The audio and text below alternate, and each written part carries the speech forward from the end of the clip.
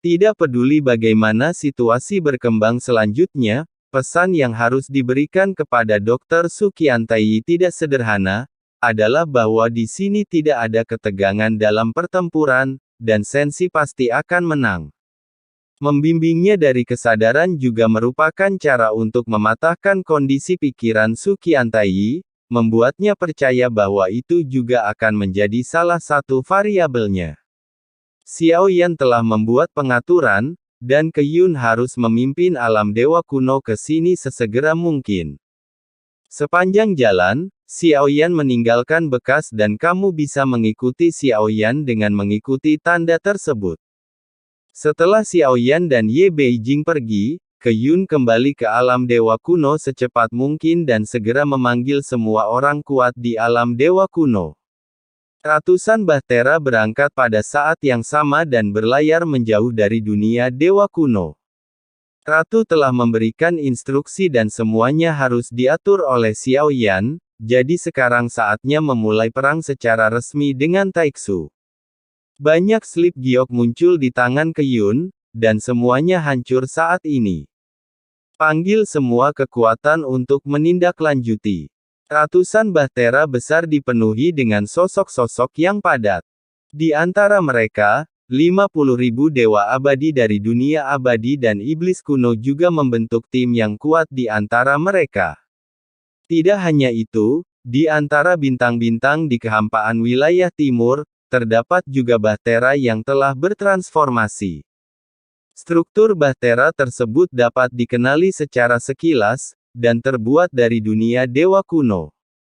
Kekuatan-kekuatan ini sepertinya tiba-tiba muncul dan bergegas menuju inti Taixu dengan kekuatan yang besar.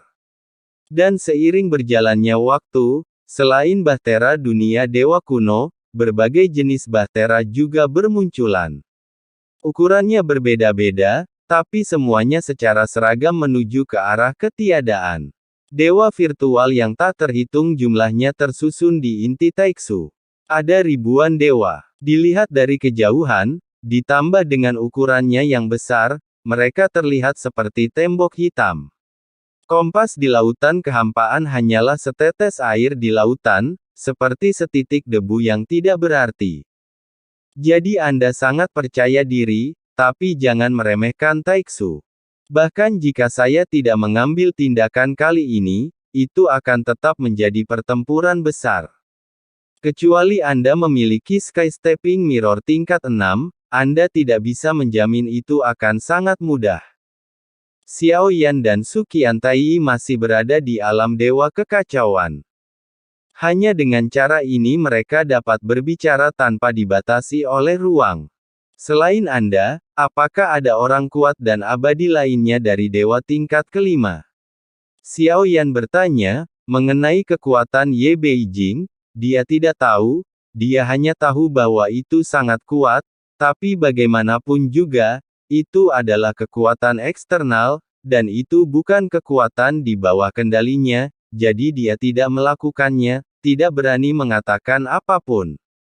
Itu tidak benar. Tapi ada lebih banyak hal yang lahir di bintang-bintang ini daripada sekedar benda-benda tersebut. Dengan sumber daya yang cukup, makhluk dengan jiwa telah diciptakan, dan kekuatan mereka dapat meningkat pesat dalam waktu singkat. Sukiantai berkata, sepertinya dia memiliki pemahaman yang terbatas tentang hal ini dan tidak mengetahui intinya. Makhluk dengan jiwa. Begitu kata-kata ini keluar, Xiao Yan terkejut. Saya tidak menyangka Taixu benar-benar memiliki kemampuan untuk menciptakan kehidupan dari udara yang tipis. Tentu saja, saya mencibir hal ini. Ini adalah hal-hal yang diciptakan dengan cara yang jahat, dan semuanya adalah monster. Monster-monster ini disatukan, tetapi mereka memiliki kekuatan bertarung yang besar, jadi berhati-hatilah. Hanya ini yang ingin saya katakan, Yang Mulia akan mengambil keputusan sendiri. Sukiantai berkata perlahan. Xiao Yan tidak berkata apa-apa lagi. Hubungan keduanya sangat aneh. Baik musuh maupun teman memiliki tujuan masing-masing. Xiao Yan tidak pernah menyangka bahwa musuh dari musuhnya bisa memiliki hubungan kerjasama seperti itu. Bagi dia, tidak diragukan lagi, saya dapat memperoleh informasi yang lebih akurat dan berguna dari tabib istana yang rendah hati. Senang bekerja sama, Xiao Yan akhirnya berkata, dan setelah selesai berbicara, dia segera mundur dari alam dewa kekacauan. Lagi pula, dia bukan satu-satunya di Kompas yang belum membuka matanya, jadi Xiao Yan merasakan kehangatan datang dari pelukannya. Ketika dia membuka matanya, dia melihat Ye Beijing sedang berbaring di pelukan Xiao Yan saat dia sedang berbicara dengan Su Qiantai. Dia benar-benar tertidur lelap tanpa merasa terkekang. Dia begitu santai sehingga Xiao Yan merasa iri sejenak. Baginya, tidak masalah apakah dunia ini bertahan atau mati. Berani marah dan bersuara, serta melepaskan emosi tanpa ada keraguan. Dan dengan karakter seperti dia di mata orang lain. Tidak ada niat atau pikiran, senang. Xiao Yan menatap wajah cantik yang tergeletak di pelukannya. Dia sedikit tersipu, dan sudut mulutnya sedikit terangkat, seolah dia sedang mengalami mimpi indah. Baru setelah pinggiran kota bergetar, Xiao Yan menyadari sesuatu. Xiao Yan perlahan membuka matanya yang penuh dengan cahaya musim semi, dan Xiao Yan segera membuang muka. Begitu cantiknya, tangan lembut yang pertama membelai pipi Xiao Yan. Xiao Yan segera memalingkan wajahnya ke pinggiran kota. Ye Beijing, dia berdiri dari pelukannya dan menatap Xiao Yan yang sedingin es. Tapi dia tersenyum. Dengan kecantikanku, semua orang di dunia akan kasihan padamu.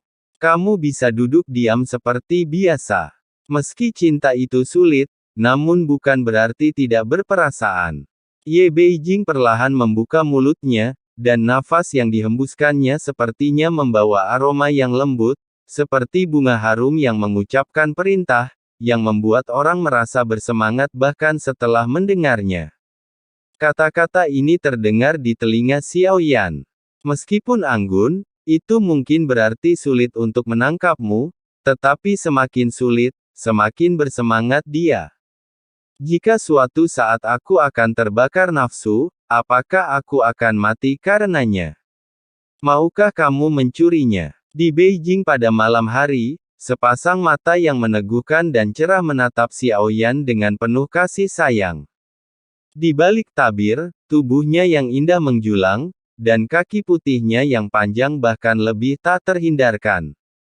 Kata, aku tidak kenal Xiao Yan, terucap tanpa berpikir.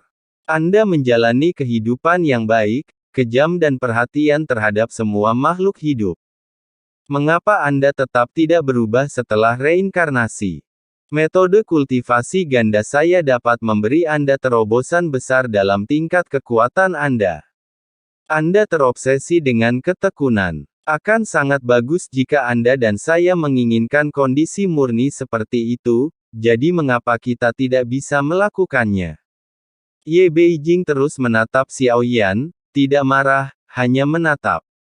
Bingung. Apa yang kamu cari dalam hidup ini tidak sebanding dengan apa yang kamu dapatkan, dan kekuatanmu hanyalah untuk perlindungan. Anda dan saya bukan suami istri, jadi wajar saja kita tidak bisa melakukan urusan suami istri. Jika Anda bertele-tele, Anda harus benar-benar tahu bahwa Anda pernah berselingkuh dengan istri Anda. Ya, Beijing mendekatkan wajahnya, menyipitkan matanya yang indah, dan menatap Xiao Yan dengan serius. Itu wajar. Xiao Yan ragu-ragu sejenak, dia tidak ingat Chen Xianyuan. Dan ketika dia mengucapkan kata-kata ini, tangannya merasakan sakit yang menyengat, tapi dia tidak bisa memikirkan permaisuri. Sepertinya ingatannya telah hilang sama sekali. Meskipun dia mengingat segala sesuatu tentang permaisuri di dunia sejati Suanyin, Xiao Yan tidak lagi mengingatnya. Nah, bukankah lebih baik jika kamu menikah denganku? Jika tidak ada cinta antara suami istri, mengapa kita harus menjadi suami istri? Tidak menyukainya sama sekali. Tidak bisakah kamu melihat aku sangat cantik? Tidak. Apapun yang kulakukan, aku harus membuatmu jatuh cinta padaku. Setelah beberapa percakapan, Xiaoyan melambaikan tangannya dan terus memurnikan obatnya. Setiap kali Anda memurnikan obatnya, kekuatan jiwa Anda akan meningkat. Menggunakan obat pemurnian untuk memotong jiwa, tetesan air dan batu dapat menembusnya, atau kekuatan jiwa dapat diharapkan menerobos ke dunia maya.